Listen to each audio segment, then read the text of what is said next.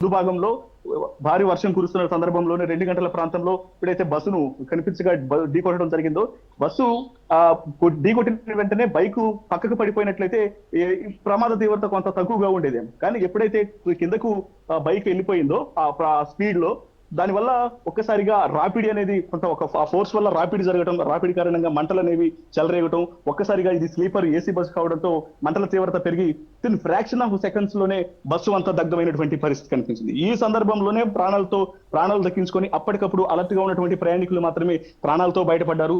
తాము ప్రాణాలు దక్కించుకోవడంతో పాటు పక్కనే ఉన్న వాళ్ళని సైతం కాపాడాలనుకున్నటువంటి వ్యక్తులు కూడా పట్టుకొని లాగి కిందకు పడేసిన సందర్భంలోనే మరికొంతమంది ప్రాణాలు కూడా బయటపడ్డాయి. సో ఇలా ప్రాణాలు దక్కించుకోవడం జరిగింది. ఎప్పుడైతే బస్సు కిందకు బైకు వెళ్ళిపోయిన తర్వాత ఇక్కడ చాలా ముందు భాగంలోనే ఫ్యూయల్ ట్యాంక్ కు సంబంధించినటువంటి ఫ్యూయల్ ట్యాంక్ అనేది ఉంటుంది. సరే, విజువల్స్ లో చూడొచ్చు, ఇదంతా కూడా ఫ్యూయల్ ట్యాంక్. సో ఈ ఫ్యూయల్ ట్యాంక్ అనేది కూడా బస్ కి ముందు భాగంలో ఉంటుంది. బైక్ కిందకు వెళ్ళిపోయిన వెంటనే ఫ్యూయల్ ట్యాంక్ ఇక్కడ కూడా మంటలు అనేవి చెలరేగి ఇబ్బందికరమైనటువంటి వాతావరణం అనేది చోటు చేసుకుంది. సో ఈ రకంగా విపరీతమైనటువంటి ప్రమాదం అనేది చాలా ఇమ్మీడియట్ గా మంటలు మొత్తం కూడా బస్సు మొత్తం స్ప్రెడ్ అవ్వటం, సో ఒక్కసారిగా లోపల ఊపిరాడకపోవటం, మంటల్లో చిక్కుకుపోయి మాంసపు ముద్దలుగా కొంతమంది మిగిలిపోయారు, కొంతమంది ప్రాణాలతో బయటపడి ప్రాణాలు దక్కించుకున్నటువంటి పరిస్థితి కనిపించింది. సో ఇలా ఇటు వి కావేరీ ట్రావెల్స్ కు సంబంధించినటువంటి బస్సులో జరిగినటువంటి యాక్సిడెంట్ విషాదాన్ని మిగిల్చిందని చెప్పాలి. రత్నకుమార్, ప్రమాదం జరిగి ఇంతసేపు అవుతున్నా వి ట్రావెల్స్ వాళ్ళు ఎందుకు ఏం ప్రకటన చేయలేదు? వాస్తవానికి ప్రజెంట్ మనం వి కావేరీ ట్రావెల్స్ కు సంబంధించినటువంటి హెడ్ ఆఫీస్ దగ్గరే ఉన్నాం. ప్రజెంట్ ఇక్కడ గత కొద్దిసేపటి నుంచి కూడా ఇక్కడకు ఎవరైనా వి కావేరీ ట్రావెల్స్ కు సంబంధించినటువంటి యాజమాన్యం కావచ్చు, లేకపోతే సిబ్బంది వచ్చి జరిగినటువంటి ఇన్సిడెంట్ మీద మన స్పందిస్తారు అన్నటువంటి ఆ ఉద్దేశంతోనే ఇక్కడ ప్రతి ఒక్కరు కూడా ఎదురు చూస్తూ ఉన్నారు. వైపున మీడియా అందరూ ప్రతి ఒక్కరు కూడా ఇక్కడ చేరుకోవడం జరిగింది. పోలీసు అధికారులు కూడా ఇక్కడకు చేరుకుంటున్నారు.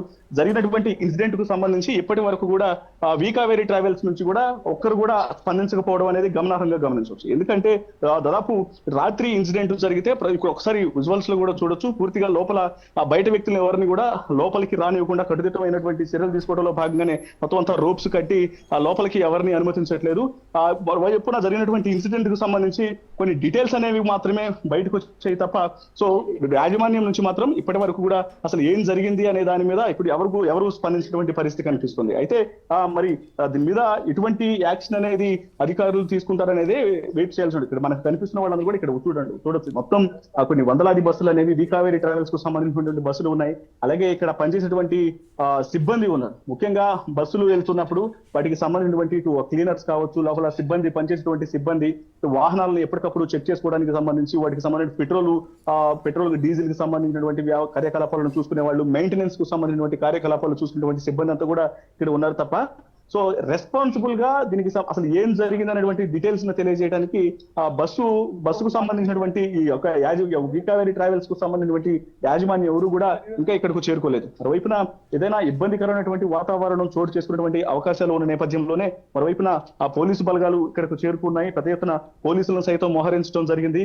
సో ఇలా ప్రస్తుతానికి జరిగినటువంటి ఇన్సిడెంట్ పైన అధికారులు ఎవరు కూడా ఇటు ముఖ్యంగా వి కావేరీ ట్రావెల్స్ కు సంబంధించినటువంటి యాజమాన్యం ఎవరు కూడా స్పందించలేదని చెప్పాలి.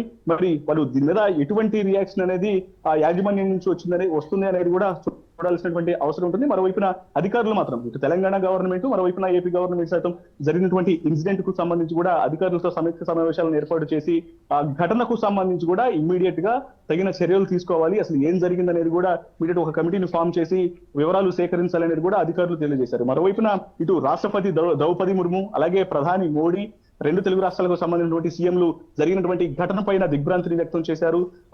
మృతుల కుటుంబాలకు సంబంధించి ఎవరైతే చనిపోయినటువంటి మృతుల కుటుంబాలకు సంబంధించి కూడా ఎక్స్గ్రేషియాను ప్రకటించడం జరిగింది.